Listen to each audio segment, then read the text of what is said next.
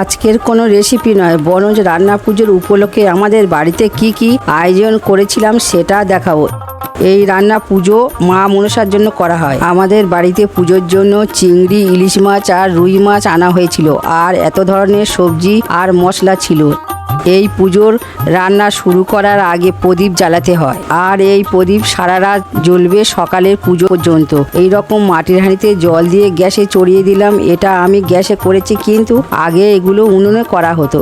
এবার গোবিন্দভোগ চাল দিয়ে দিলাম হাঁড়িতে পুজোর ভাত আর পায়েস রান্নার জন্য। আর এগুলো পান্তার হাঁড়ি, এর মধ্যে ভাত রান্না করে রান্নার শেষে জল ঢালতে হয়। এটা পরের দিন সকালে পান্তা হিসাবে সবাই খায়।